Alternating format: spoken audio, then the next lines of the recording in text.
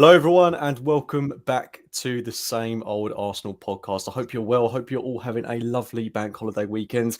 Back to work tomorrow. You know what would have made this bank holiday weekend perfect? We were just talking about it on air.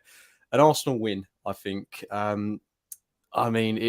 It's been glorious. Apart from Arsenal getting that 3 points on Saturday, as ever, I'm delighted to be joined by Suburban Gooner. Chris, how are you doing, my friend? Frustrated, my man. Frustrated. I really hope this is catharsis, but I'm not sure. Do you know? Sometimes when we lose, it's like catharsis because it's people being together and let's all share the rage. But now I just kind of feel like there's an itch that hasn't been scratched. I've been feeling this ever since the final whistle. It's a weird itch I can't scratch. Is it rage with you then, or is it frustration? It's frustration. It's not rage. I'm not angry at the team. I'm not even angry at the. Yeah, I'm angry at parts of the performance, but we basically totally dominated a Fulham team that had a couple of fortunate moments. And I mean, just look at the XG, mate. Like I've got it up in FBref, 3.2 XG to Arsenal to 0.6. So it's that kind of like that should have been. Even if it was an awkward and uncomfortable 2-1, that's how it should have finished. Yeah, it's one of those ones where you come away from it not knowing quite how we haven't converted so many opportunities we put away. And we did create opportunities in this game, it has to be said, and I'm sure we'll get onto that very, very shortly. But I mean, going into this game, Chris, I did my preview with the lovely JJ heading into the game, and I think we were both maybe overconfident. I mean, definitely overconfident given how things played out, that this would be a comfortable, 2-3-0 win for the Arsenal. It certainly didn't play out that way. But when you look at how Fulham have started the season, I mean, they've not started it badly, but they scraped past an Everton side who should have had a goal in that game. Fair play to them. They've gone to Goodison Park and won. It's not something we find that easy to do. But then they've got spanked at home by Brentford 3-0. Surely, when you look at this Fulham outfit that have recently lost Mitrovic, they lost Solomon to Spurs. They're arguably a weakened side. And okay, it was difficult to beat them at home last season, as it has been for a lot of games. We do seem to struggle at home in recent times, but surely, if you have aspirations to compete with Manchester City and go for a league title, where the bar is now at such a high level, this had to be 3 points, didn't it? Absolutely, and even if you look at the fact that City picked up a 2-1 sort of last gasper against Sheffield United, that's an example of that's when you have to do the business, and that's the concern. I mean, we're 3 games into the season, we've picked up 7 points, and sometimes you get these types of games. They were constantly reminding us on the commentary about the fact that Fulham had never beaten Arsenal at the Emirates in their history and all of this sort of stuff. And there was 1 or 2 times when they also referenced, and I read a couple of Fulham blogs referencing that invincible season, 2003, 2004, when Edwin van der Sar basically had a game that I've never seen any goalkeeper have in my entire life, because he was just like Nightcrawler. He was everywhere. He just appeared at different parts of the pitch. He had the best game ever, and we created so many chances that day and just couldn't finish. And this felt like a carbon copy. So, hey, if ultimately we find ourselves completely going the entire season unbeaten and we hit game 38 and this team has won the league, then I'm not going to complain. But right now, again, the itch I can't scratch. Well, it's funny you say that, mate, because I mean, the unbeaten season was absolutely fantastic, but you can't help but feel that despite what an achievement that was, to go toe-to-toe with this City side, you need to get even more points than the Invincibles team got, which is a crazy thing to be saying, but this is the reality. When you're coming up against a team like Manchester City, there is no room for error. So if we make these points back up somewhere, if we get a result against Manchester City, for example, if we beat them, then all will be forgiven on this game. But I think where we're in such a game state now, where we go into each game knowing what we're up against, essentially, it really does feel a bit like a hammer blow.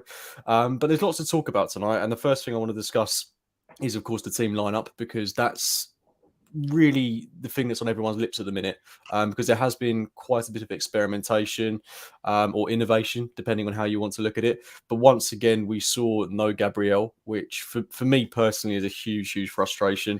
But also, I was deeply upset, really, not to see Eddie Nketiah start again, because I think he's had a good start to the season. Of course, won the penalty against Crystal Palace, which ultimately led to the goal that won the game.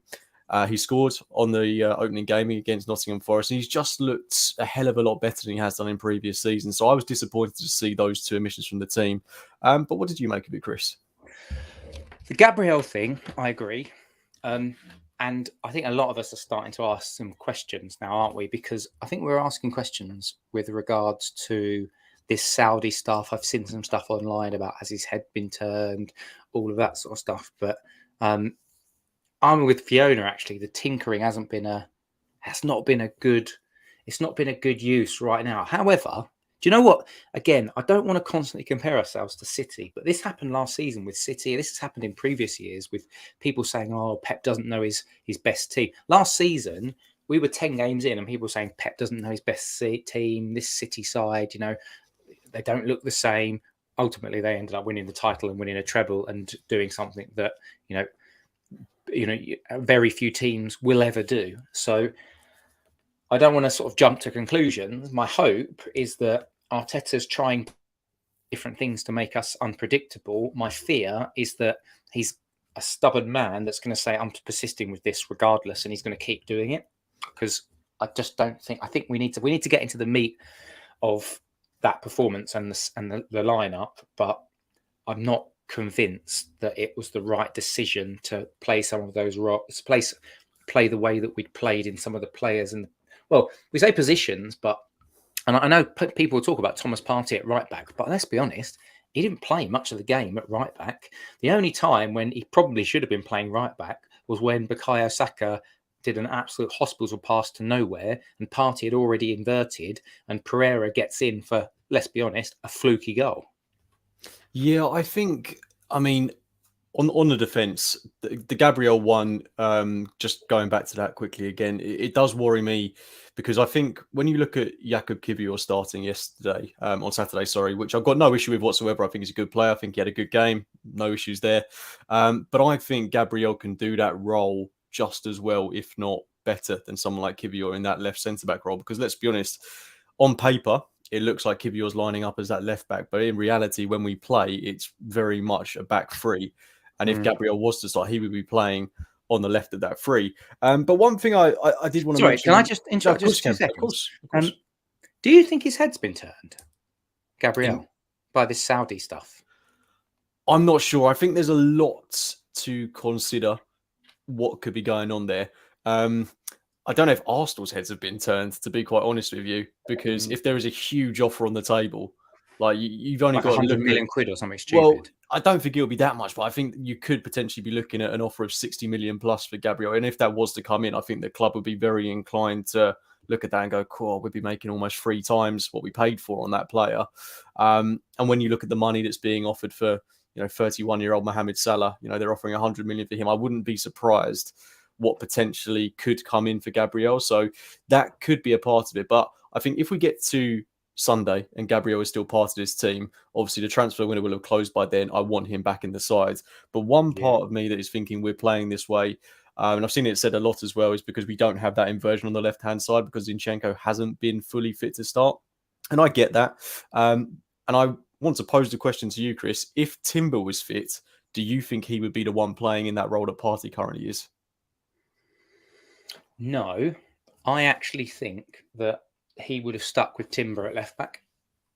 If he was still fit, I think we would have gone Timber, Saliba, White, and then Partey, because I think Arteta is looking at this and going, "Oh, this is a formation, this is an approach I can do."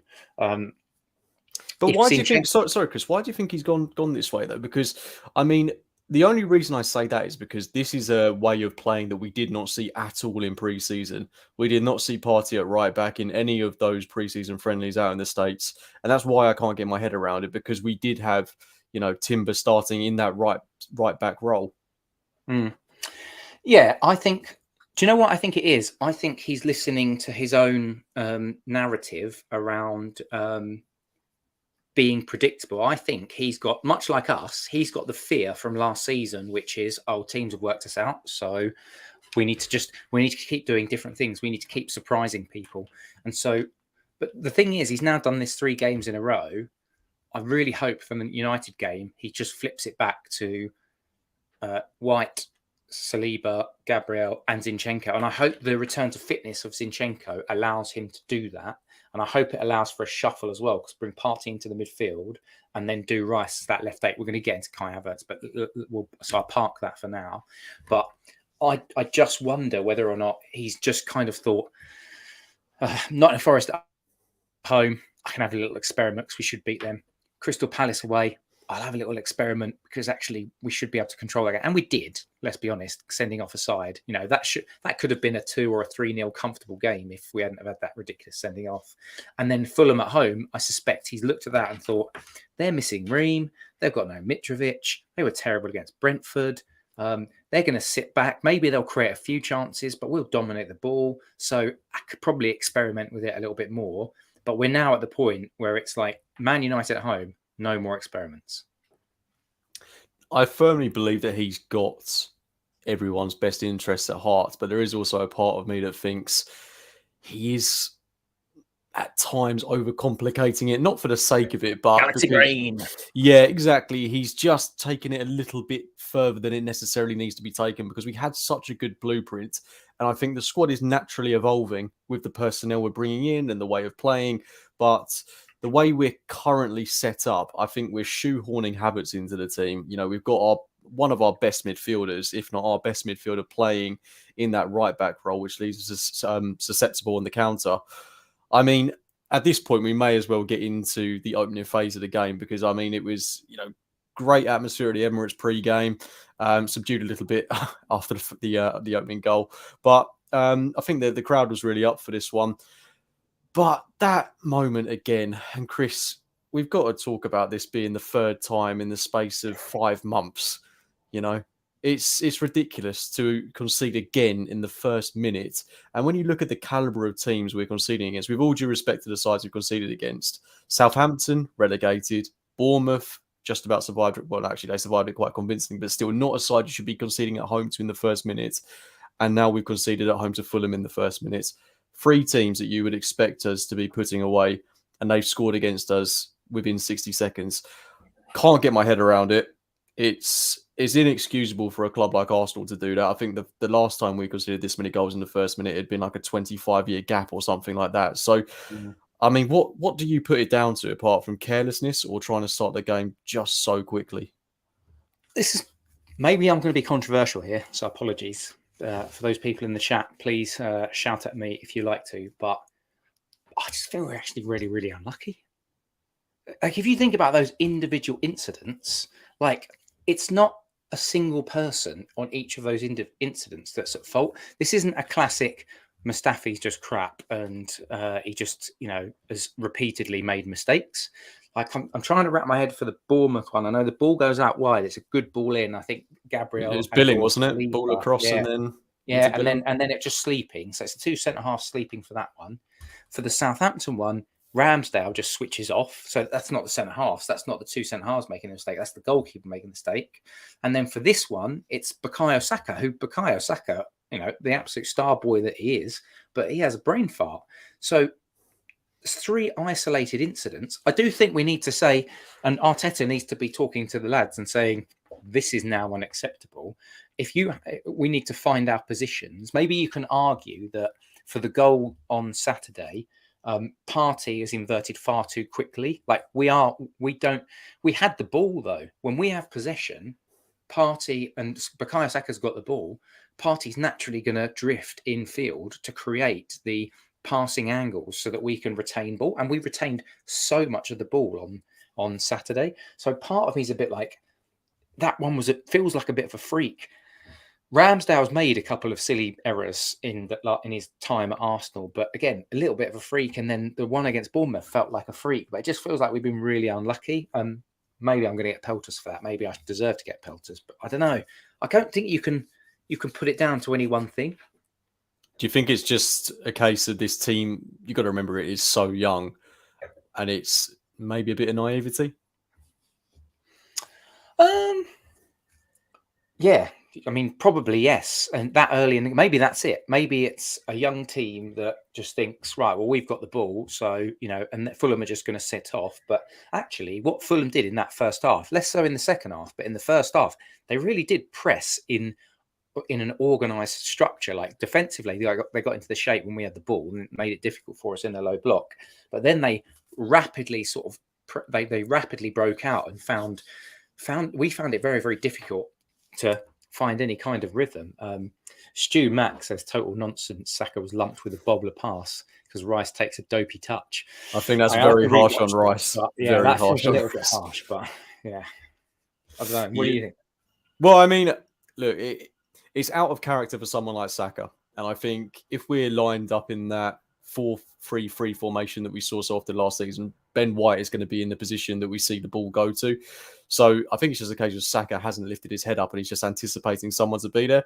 Look, he's 21. Mistakes happen. And, after this couple of seasons he's given us, by no means going to be laying into him for that. I think you can say penalty aside, he did have a relatively off game. He could have done better on the equaliser as well. But just all round, he just didn't look quite on it.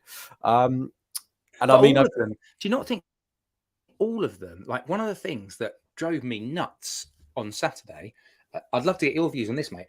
The passing, like honestly, I don't think there was a single player that delivered more than the 6 out of the 10 on the actual pass completion. I mean, I'm sure the numbers would tell me I'm an absolute fraud for even mentioning this, but in my head, just trying to, because I haven't rewatched a game and I haven't looked at any of the detailed numbers, but in my head, we had Saliba misplacing passes, Thomas Partey in my head, maybe again, I'm projecting a false sort of memory here, but I feel like Partey misplaced about 6 or 7 balls.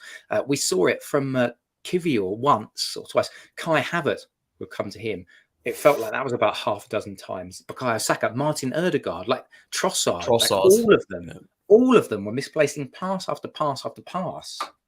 Yeah, it was sloppy all round, wasn't it? And it was very out of character for us, given how dominant on the ball we've been in these opening 2 games of the season.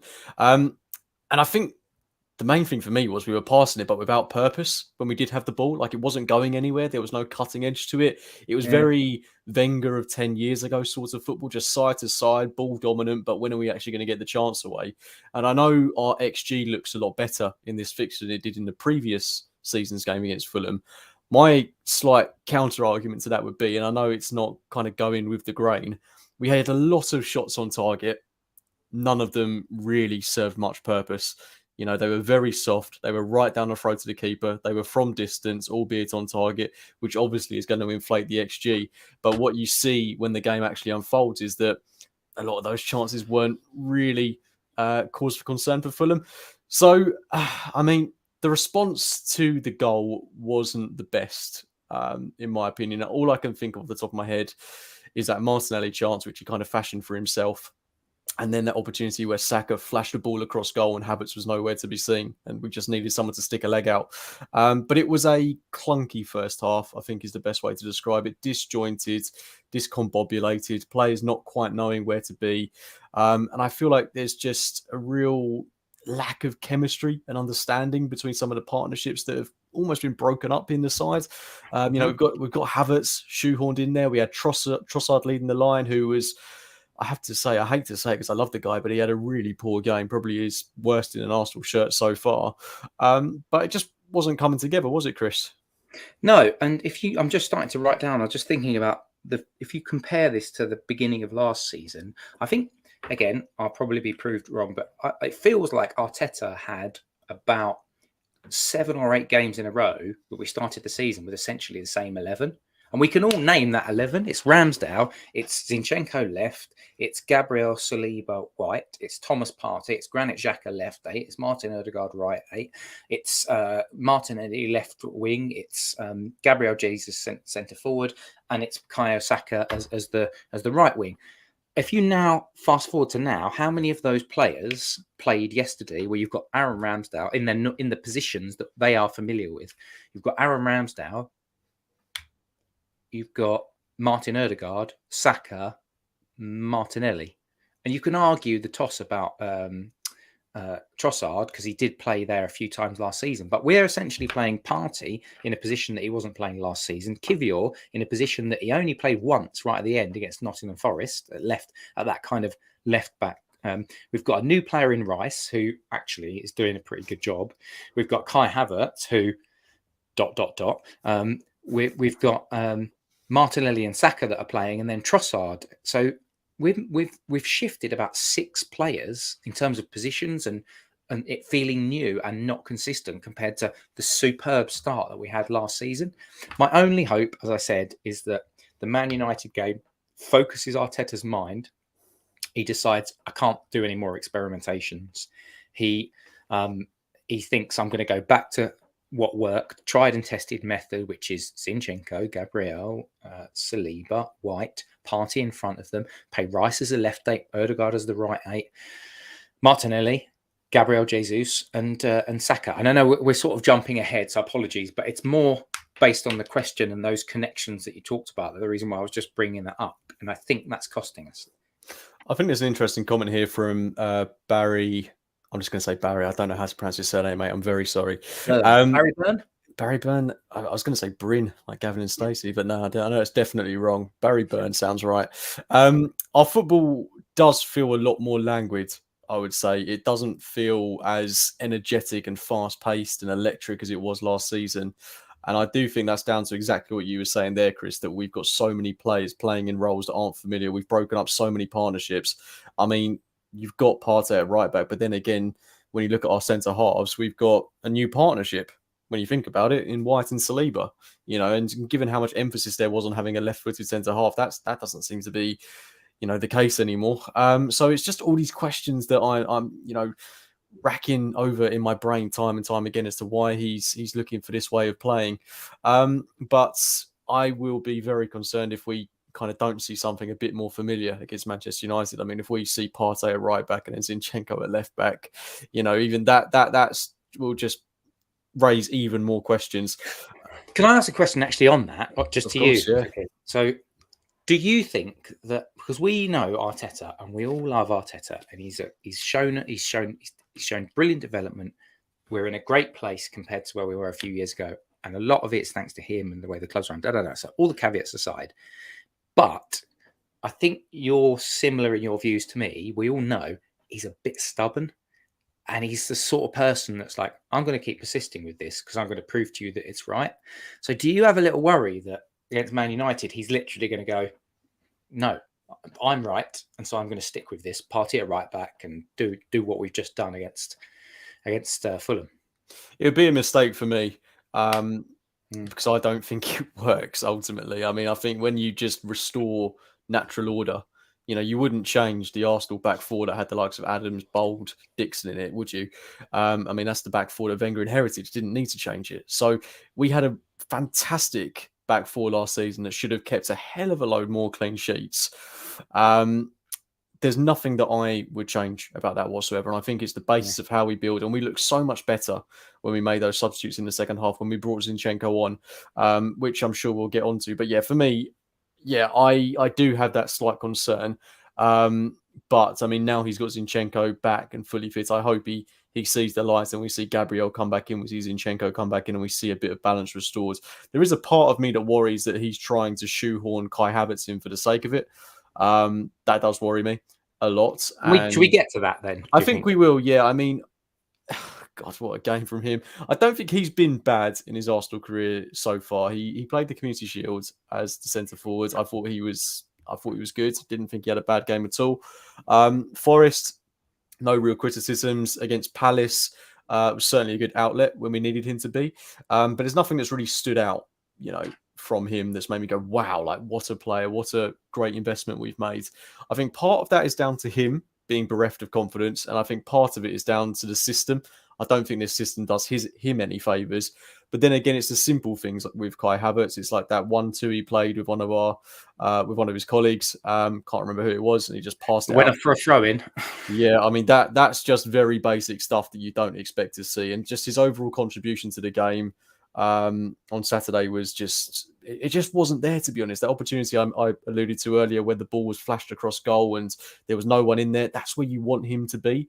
But like I say, it's very early on in his Arsenal career. I'm very inclined to believe that he's going to win me over and turn it around. But Chris, I know you're not the biggest advocate of Kai Havertz. So what did you make of his performance? Like you, I'm an Arsenal fan. I want every player in an Arsenal shirt to do well, and I try my absolute darndest to get behind them and have belief in them, etc., etc. And so it's too early for me to start getting to, rage tweety on a player, because Havertz, as you said, can turn around. And do you know what as well? Another player, and as an example of that, another player which I've not been convinced with, but in the cold light of day for the start of the season, you have to say he's performing well. Eddie Nketiah scored in the first week of the season, scored on Saturday. I wasn't... this is the problem with football sometimes. The big incidences often colour your judgment. So when Eddie flicked the ball over when he was through against the keeper against Palace, that stuck in my mind. And I was thinking, this is the problem with Eddie. He misses too many of those chances. But actually had a really, really good game. And now you flip that into the Havertz situation for this weekend. And things like... So if I think about the Havertz, you said, how did Havertz play? The first thing that pops into my head, because it was an incident that just sticks, is... he passed the ball out for a throw-in. Now that's literally a 1 second misplaced pass in a 90-minute game. I mean, he didn't play 90 minutes, but in a game of football. And so I'm trying hard not to colour my judgments, but my priors on Havertz are Chelsea played him as a centre forward and he didn't work and he didn't score goals and he didn't really make many assists. He was a good player at Leverkusen, but in a deeper role. But as you said, he had confidence. What I'm seeing now is a guy that doesn't have confidence. His passing range doesn't seem that great. Although, again, I'll probably be proved wrong by the stats geeks out there. And there was one incident where he did well, which was a deep run, a run from deep, which was, I think it was a Ben White ball, but it was just a bit too far and went into Leno. But when I'm trying to pluck out, when all I can remember is one moment where Ben White overcooked a pass, and that's the bit that I say, well, it was a good run by Havertz, but ultimately that's it. That's not a good thing. I mean, he missed that chance from Saka where he knocked the ball back, and Havertz probably should have got there. There was one where Saka's put a ball in and Havertz was just jogging into the centre space. I mean, he's got to be gambling. He's got to be... This team is an energetic, aggressive, pressing team, and it just... Right now, it doesn't feel like Havertz is the right type of fit for us. Yeah, when you compare him to Xhaka, who scored an unbelievable goal for Leverkusen this weekend, by the way. What goal that was. I mean, you do really notice what you miss from a involvement in the game point of view, if that makes sense. I mean, I feel like Xhaka was involved in almost everything we did, everything positive we did from a defensive and offensive point of view. And that's not to say that Havertz isn't, but he's a lot more subtle in his approach, which isn't necessarily a problem so long as he's providing the output. I have concerns that Arteta has brought him in to be that left 8 guy, to be that carbon copy replacement for Granit Xhaka. And I don't really feel comfortable with that when we've got potentially what I see as one of the best midfielders in the league in Rice, Partey and Odegaard as a midfield trio. And I've seen a lot of talk on social media this weekend. I'm not sure if you've seen it as well, Chris, but people very opposed to the idea of playing them as a free because it's too defensive. And I don't know about you, but Xhaka was always someone that was viewed as a defensive-minded player until he started playing in this more attacking role last season. Rice is far more athletic than Granit Xhaka ever was. You know, he's got so much more to offer. He's so much younger. We've seen what he did at West Ham with those marauding runs going forwards, not to mention some of the goals and assists he got for them. For me, as much as I have no issue with him really playing as the 6, we have so much potential to unleash him in that 8 role with Thomas Partey in behind, don't you think? 100%, mate. I am on that train with you. That should be the team for next weekend. Declan Rice in the left 8. Because the athleticism thing that you talked about is spot on. Let's just try and work out some hypothetical scenarios here. So Ball breaks down. We've been attacking. It's at the Emirates. We're playing Man United. Ball's in on the edge of the box as a turnover, and suddenly United are countering us because they're a transitional team. They love to do that. Last season, Granit Xhaka is not. He's because he can't, because he doesn't have the engine. He's not tracking back. He's not busting a gut and getting back for it. You can absolutely see Declan Rice doing the defensive side, getting back into position to give us that cover. But at the same time, as you said, he's actually really, so he's good at covering space, but actually he's a really good passer of the ball. There was a few balls, long distribution balls. He's shown it at West Ham as well. So he can do that quarterback role. But why? Like, he's good in tight control and small spaces as well. For me, play him in the left eight, and when you get a transitional team like Man United, absolutely. I'll have somebody like Declan Rice, if the ball turns over on the edge of the Man United penalty box and they suddenly break with 6 or 7 players, I'll back Declan Rice to get his arse back and get into space. So, yeah, I think you're spot on. That's what I would do. But again, I go back to, and maybe this sounds like a criticism, but I still love Arteta. So I just feel like Arteta's quite a stubborn guy, and I still think he's going to find a way, as you said earlier, to shoehorn Havertz in next weekend. But me personally, I'd say don't do it. Play that 3 in midfield. Play Gabriel Jesus from the start, and let's see how this team gets on with a 4 at the back, with the traditional sort of back 4 that we know from last season. Well, I think the thing is with Havertz in the team, and I'm not saying this is a forever problem, but at the minute it is unbalanced, and that is also down to the system we're playing, the fact we've got Partey at right back, we've got all these new partnerships dotting about. That is one aspect of it, but also Havertz just isn't. I don't think he's ready to be the number 1 guy in the team. And that was one of the reasons why I wasn't really too opposed to the idea of signing him, because I wasn't expecting him to come in and be the guy. But it seems that Arteta very much sees him as a fixture in the starting 11, which, if it's working, not an issue. But I think as part of his development, it's no issue for him to sit out the occasional game, be that impact sub. We've got the Champions League coming up soon. We'll have the League Cup. There's plenty of time for experimentation. Maybe not so much in the Champions League, but we're going to have opportunities for Kai Havertz, amongst others, to play lots of football.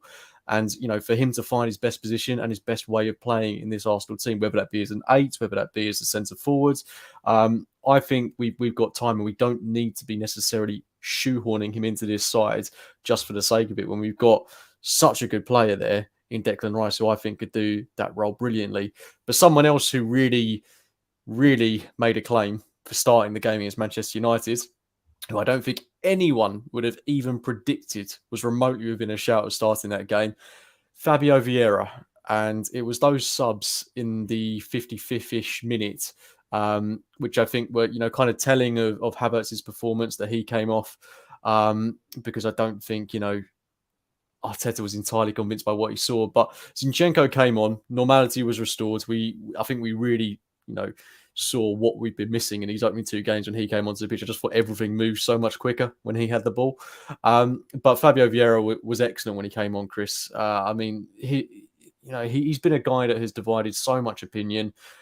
Took him a long time to settle last season. I think a lot of people were calling him to go out on loan, but although he still kind of has the physique of a malnourished otter, he was looking a lot stronger in his performance. He looked a lot more purposeful with his play. He looked like he knew exactly what he wanted to do with the ball. I was so convinced by him yesterday.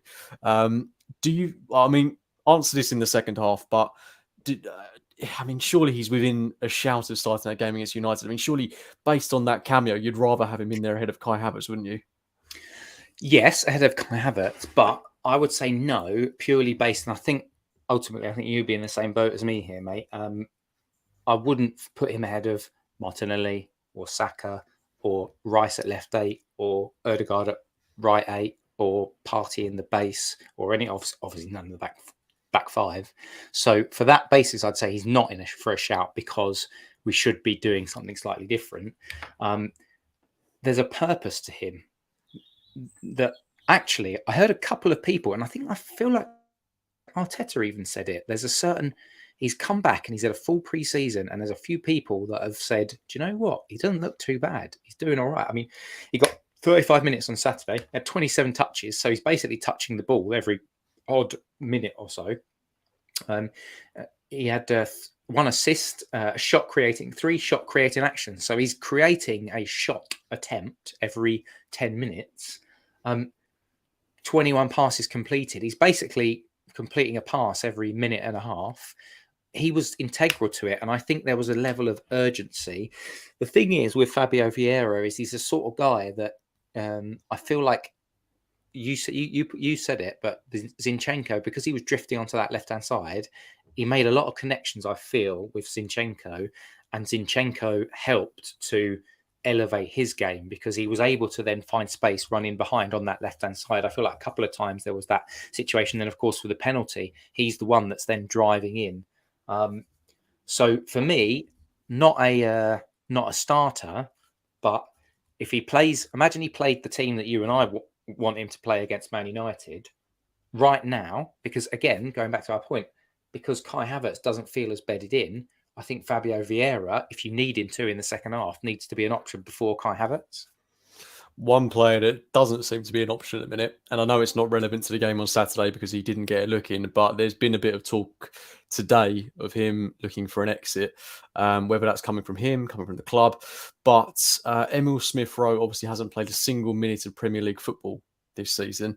And I do think there's reason for that before we, jump the gun and go hysterical about it. Obviously had that really tough campaign last season, had a great summer, both with Arsenal and with the England under-21s. But I think Arteta is looking for a prime time to bring him on. I don't think he fully trusts himself or Smith-Rowe to bring him on in a situation where there is so much at stake. I think if we're winning a game 3-0 quite comfortably with 15, 20 minutes to go, you see Emile Smith-Rowe come on. But because we've not been in that game state yet, we're not seeing him. But there is a part of me that is very worried we could potentially lose him this summer, which I really don't want to see happen. But now with Havertz in there, Vieira in there, we talk about Declan Rice playing as the left eight. How does he get into this team, Chris? Pass. It's a really weird one, isn't it? Because when the Arteta turnaround first happened, and we all remember that game against Chelsea when we, Emile Smith-Rowe was brought in, and he brought in all the kids and all of that sort of stuff, and he was part of the resurgence, and it was fantastic to see the electrifying sort of excitement that Emile Smith-Rowe brings. Like, good with the ball at his feet, good at dribbling. He's got a goal in him, arriving late into the box. Like, I'm sure we all remember that battering of Tottenham a few years ago, where he arrives late to the box and just sweeps the ball in. So the player is there, but there must be something going on. There's either his confidence as a player in training isn't enough. Maybe Arteta has just decided he's moving on from the player that he needed 2 years ago. Because let's be honest, we've just seen Kieran Tierney disappear off to Sociedad, but Arteta loved Kieran Tierney when he arrived, and he played him all the time. And suddenly we find ourselves that Kieran Tierney was surplus to requirements and fourth choice left back. I don't even think Arteta 2 years ago would have said Kieran Tierney is not going to be part of my plans. But the way that he structured the team moved on, and maybe that's just the same with Emile Smith-Rowe. And if that's the case, it's really sad. But what Arsenal then need to do is maximise the returns that we get from him. I don't want to see it this summer, because I don't think we can't. I think the squad, whilst big, there are certain players you want to get out before then. Holding, Cedric, Pepe, blah, blah, blah. Emile Smith-Rowe will get game time this season. Right now, it doesn't feel when he'd get that game time, but we are in the part of the season where it's like one game a week. So in 6 weeks' time, maybe things are a bit different, I hope. Yeah, I think you've got to remember, you hit the nail on the head there. We are so early in the season. We shouldn't be jumping to any conclusions. I mean, when the League Cup comes around, which obviously won't be too long, or when the Champions League comes around, I'm sure you will see the likes of Emile Smith-Rowe get minutes. And I do hope that when Arteta trusts him a bit more, we will see him come on in in instances like Fabio Vieira came on Saturday, sorry. So I do still think there's a lot to come from him. But it's so early on in the season. There hasn't been that opportunity where we're winning a game comfortably. If that was to be the case, I'm sure he'd have got minutes. But going back to the game itself, Chris, I mean, obviously we were chasing the game for, so long. We finally get that brilliant penalty won by Fabio Vieira. No need for VAR on that one. It was as stonewall as it could possibly have been. Brilliant execution by Saka to convert the penalty. Not too long after, we go 2-1 up. Again, Fabio Vieira with that beautiful crossfield ball through to Eddie Nketiah, who slots it away tidily. 2-1 up. How do we not see it out from there? I think this is the part in which the real frustration and the itch comes from, because as well, Calvin Bassey, I mean, as soon as that foul happened, I was just like, right, well, he's sent off. So, and I actually sat back because I didn't get to go to the game. I've been away in the Cotswolds with some friends and family, friends, and I sat back. We're watching it in a bedroom on a TV, and I sat back on the bed with a beer and just went, because in my head it's like, this Arsenal team should never so we've got 15 minutes to go, whatever it was, 10 minutes to go, and we're going to have all the ball. We're going to have all of the attempts. Like Fulham are not going to attack us because we'll just rip them apart. So this should be done. And I think more than, we talked right at the beginning about the mistake and 3 early goals in the last 5 months. And I've just put that down to a fluke. The thing that more worries me was not being able to see out that, because that's not a random player decides to have a shot from the halfway line and once out of 1,000 times it goes in. Like, that was carelessness from Zinchenko for their second goal. It was carelessness for nobody to be marking a guy in the box. It was borderline unprofessional the way that we defended that corner that led to the equaliser. One thing I must say before I forget, and I've done it way too late in the show, as I did with my preview with JJ, please do get your questions in, and me and Chris will answer as many as we can in the last 10, 15 minutes of the show. So please do get them in. I'll make sure to star them, and we will get through as many as we can. But one thing that I think was a bit of a turning point for me, Chris, and should never have been allowed to happen after Calvin Bassey got sent off, was Jorginho coming on for Martin Odegaard. Which, if we're winning 2-1 and there's 5 minutes to go, really, and you want to make a substitution to control the game, okay, Jorginho's the guy.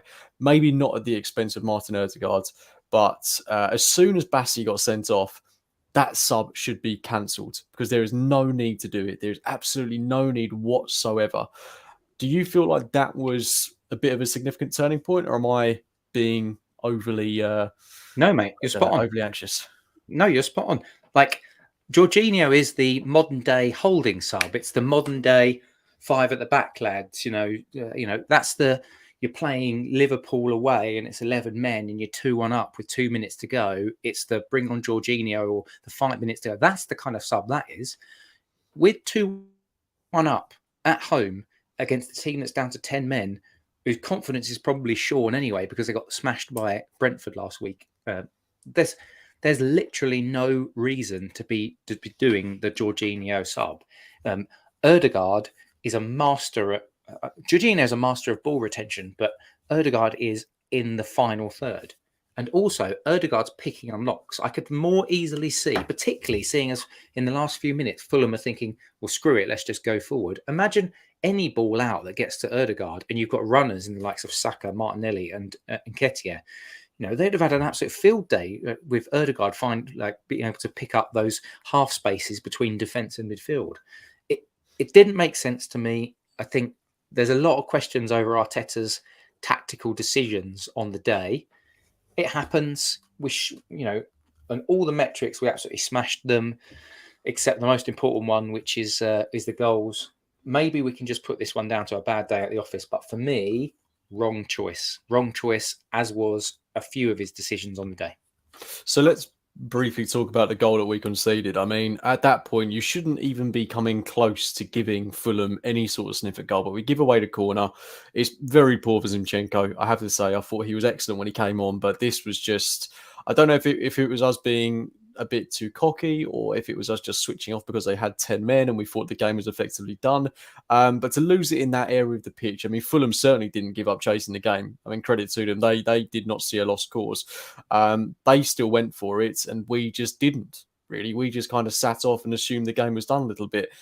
As harsh as that sounds, that's kind of how it felt at the time. And obviously we concede the corner and just everyone is asleep. Literally everyone is asleep on the corner. There is no way on earth you should be able to get your foot on a corner in the way that Paulinho did. I mean, it's a fantastic finish. Credit to Fulham. They never gave up on a lost cause, what felt like a lost cause. And it's 2-2. And then you look at the team we've got out there and, there's no Odegaard on there. We've got Jorginho in there. Granted, I thought we did push for it, but never that penetrative, never that convincing. Didn't really come particularly close apart from that shot Vieira had, which was tipped over by Leno. I mean, it's not a good situation to be in, is it? I think Arteta was so convinced that Fulham wouldn't come back and score. And when obviously you've made that substitution like Jorginho for Odegaard, you're just looking at the players on the pitch and you're kicking yourself, really, because you want your captain on the pitch at that time, don't you? Absolutely. Again, just poor decision making. I think when you said asleep on that second goal, but I feel like the whole game it felt like we were complacent. We were complacent on the ball. There were times, particularly in the first half, and maybe that's just because of game state and the fact that Fulham are just tucked in and deep, trying to deep block us. But there were times where it's just at walking pace. You've got players that are literally taking 2, 3, 4, 5 touches. Ben White, Partey, Saliba, Odegaard less so because he does it with a bit more purpose. But defensively, certainly in that first half, and then also in the less so in the second half because there's the urgency. But it felt like we were at walking pace. It felt like it was just too much complacency. And yeah, that was a real sucker punch because that game should have been seen out at 2-1. It should have been comfortable. It should have been Ole football. I know you should never Ole at 2-1, but we should have been so in control that Fulham were chasing shadows as we made that extra man advantage count, but we fudged it. Obviously, it's way too early to be talking about a title. But when you come up against a team like Manchester City and you don't win this sort of game and where you've got concerns about the way of playing and, the fact that every dropped point feels gigantic in this race. I mean, have you seen enough from this Arsenal team so far to make you think, yeah, we're going to go for it again this season? No. And when we did our pre-season predictions, I said I thought we'd finish third. I thought Liverpool would be good, but Liverpool have looked a bit ropey. But actually, look at all the teams. Man City haven't been amazing. Liverpool haven't been amazing. Yeah, they got a real sort of, amazing result yesterday, which came out of nowhere when you're down to 10 men, but they haven't looked superb. Chelsea haven't looked superb. Tottenham look open. So I think all of the teams are not firing on all cylinders at the moment. But the thing that's frustrating is that we could be firing on all cylinders and setting down a marker like we did last season if we were as consistent as we started it last season. And I don't know who said it in the chat, but somebody said earlier, just play those players, play the systems that people know, and you're more like let's use the beginning of this. We should have used pre-season to try things like Partey at right back because that never happened until we started playing Premier League proper. We should be using this period now for consistency, and then once you've got that 5, 6, imagine we win 5, 6, 7 games in a row, you've got the confidence up, then you can try a little bit of tinkering because you're worried that maybe we need to just be a bit different, but it's not working at the moment. I don't see to answer your original question, I don't see an Arsenal team that is going to be fighting for the title. I don't know, it's too early, but I'm not confident right now, and maybe that's just the poor performance Fulham, because last weekend I was saying we had our moments, but we still beaten Palace away and we won 2 out of 2, so it's on. Yeah, I mean, it is way too early to be talking about it. I think if I'm being totally honest with myself, I don't think we're going to properly click until October time. And even then, given the changes that have happened to this team and given how important Havertz seems to be and given how unconvincing he's been thus far, I mean, that's a bit harsh, but you need to see more from him. And I think, it could be a while before we see us really in our groove. The worry that I've got there is, you have a couple more results like we did on Saturday, and before you know it, you're out of a title race. Before it's even begun. You could we find lose next weekend to Man United, and suddenly we're going, okay, guys, let's have a reality check. Yeah, exactly, and that's a worry because we don't want to take a step back. Sometimes you have to progress, but I think the frustrating thing is it was there on the tip of our tongue last season.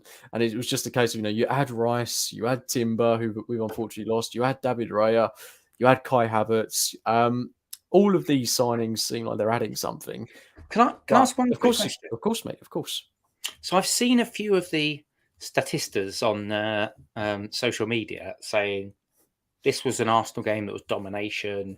They dominated possession. They dominated passing. They had loads of chances. They were a bit wasteful. These are a few random errors that have happened. But ultimately, if you look at the overall gameplay and how it played out, this type of match is an Arsenal win 9 times out of 10. Do you believe that? No, I don't, because purely if you're looking at it on a statistical basis, like we talked about earlier, the chances we did create that led to the XG, that led to the shots on target, that led to those statistics that everyone is lapping up. You look at those chances and they are not convincing. Some of them are more opportunities that I feel you should do better with, like that one I've alluded to several times already, that one where Saka flashes the ball in and no one is there on the end of it. That doesn't go down as a shot on target. That doesn't go down as XG necessarily. I don't quite know how that one works, to be honest. But that is a really good opportunity to score. But if you're talking about shots on target, of which we had quite a few, I can remember Ødegaard shooting from distance several times. Martinelli had some half chances that went nowhere. Saka had one that went down the throat to the keeper. It's all well and good creating those chances, but they don't necessarily always mean something, as frustrating as that is. So no, I'm not convinced with the saying that this is a game that we would have won 9 times out of 10. But that's just me. I can see why other people would see it from another point of view, because if we're a bit more clinical and we have our shooting boots on, then maybe. But yeah, for me, I don't see it that way. Interesting. And I will say once again, guys, keep getting your questions in the chat room as we do enter this final period of the show. I'm going to get into them now, actually, just as we enter the 50-plus minute mark. First one from our resident Phil Macker. Good to hear from you as always, Phil. Hope you're keeping well. Where's the hunger from last season?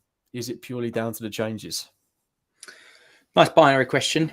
Yes, it is down to the changes.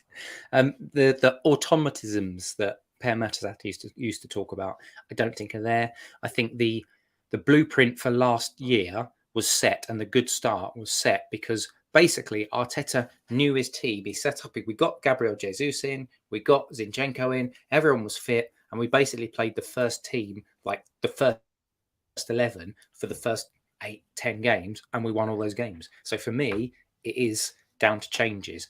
I don't think the hunger. I think they're all still just as hungry. You watch us hunting packs, like when we press and when we close down the ball, like we still press in packs, in points in the pitch, but it's more players not knowing their positions, and then like we've talked about, players like Havertz just out of form, out of confidence. Yeah, I mean, it does. From my point of view, it does seem to be systematic as well.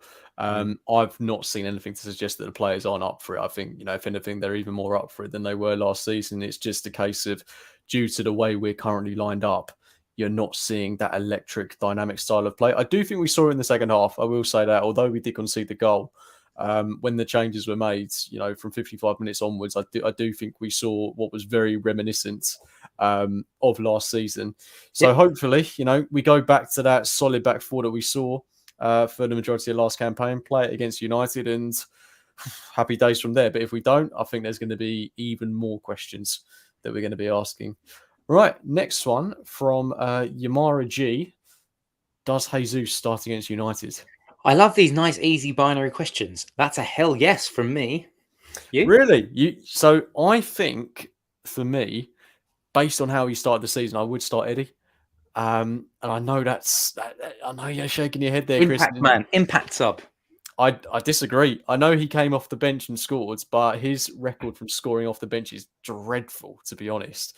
And I think he's out there with a point to prove. And I think it would be wrong not to start him, given how well he started this season. He looks so strong, fitter than ever.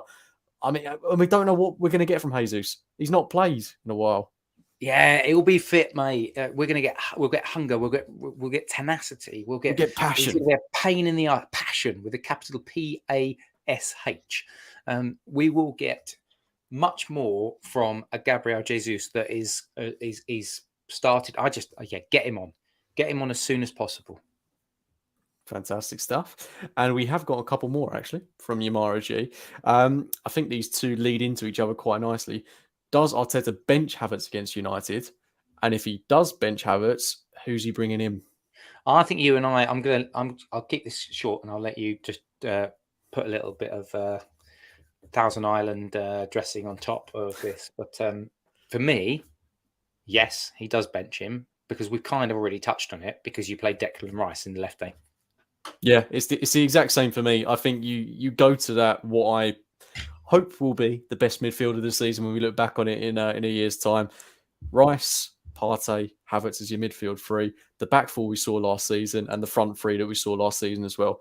Nothing needs to be changed. Havertz can be that impact sub from the bench. We don't need to force him in. It's not working. It's throwing the balance off. There's just absolutely no need to do it. And I think last one from Rapture's Ceballos. Cool, that's a throwback. Not sure if this is a question or not, mate, but I thought it was an interesting point.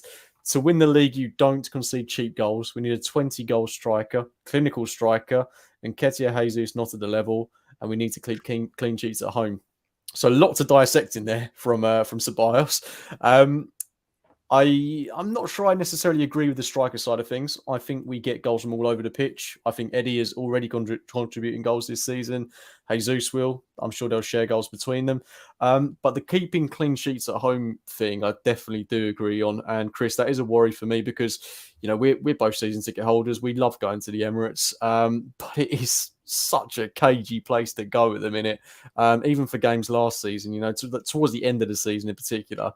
At times it can be a fortress, but there does seem to be this mental fragility, this anxiety with playing at home that the players can't seem to shake. And we just look a bit erratic at times, don't we?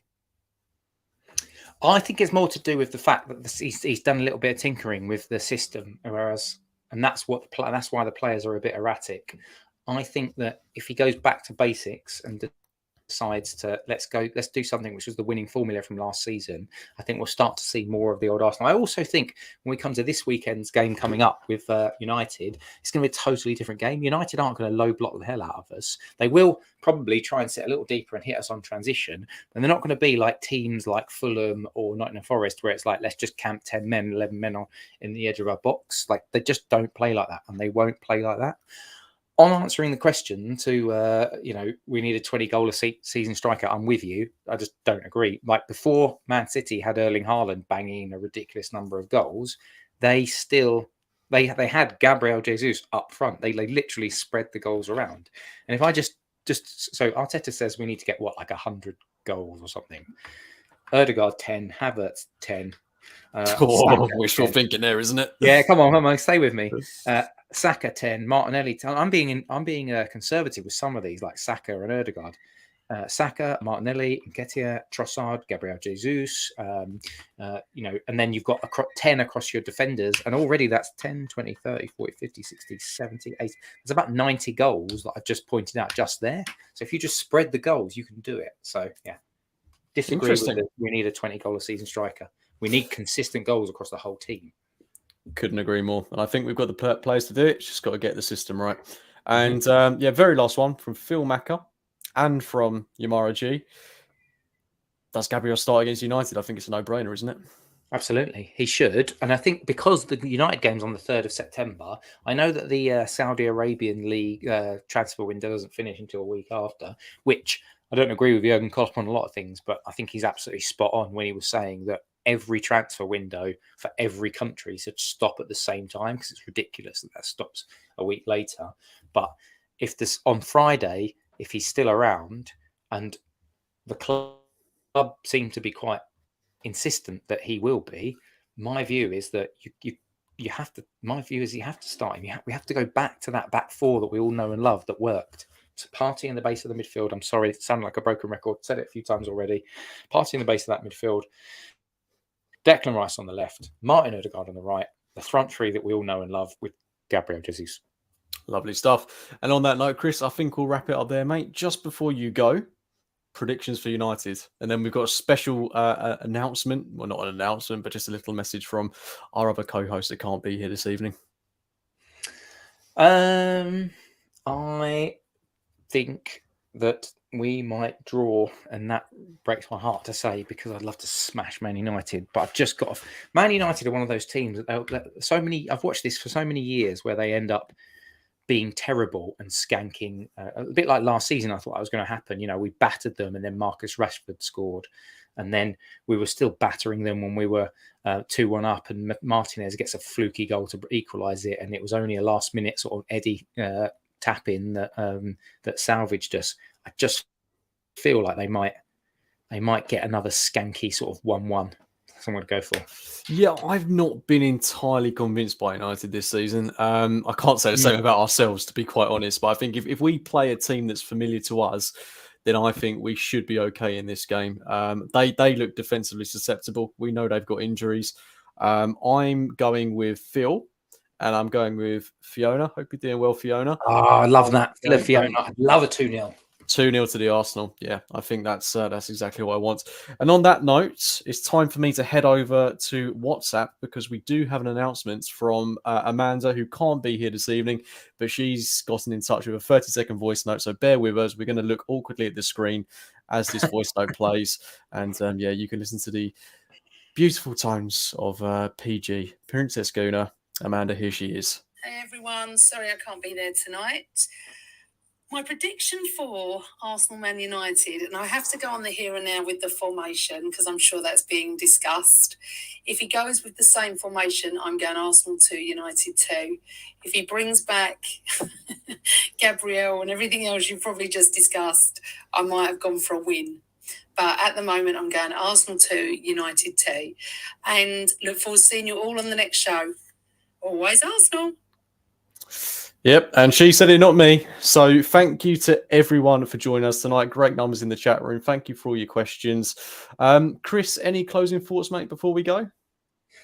No, just sending the hearts to Fiona. Hope everything goes all right, and we're all with you. Yep, same from me, Fiona. Hope you're keeping well. Hope everything's going smoothly. And yeah, if you ever need anything from us, just give us a shout. But yeah, other than that, thank you again for tuning in. And we will be back later this week, myself and JJ. I think we're looking at Thursday around 7 o'clock-ish to preview the United game. And then, of course, myself, Chris, and Amanda, I'm sure we'll be back. Not sure if we saw the date yet, but I think it's this time next week again. So yeah, the three of us will see you then. I will see you potentially, most likely on Thursday. But from myself and Chris, see you later. Bye-bye.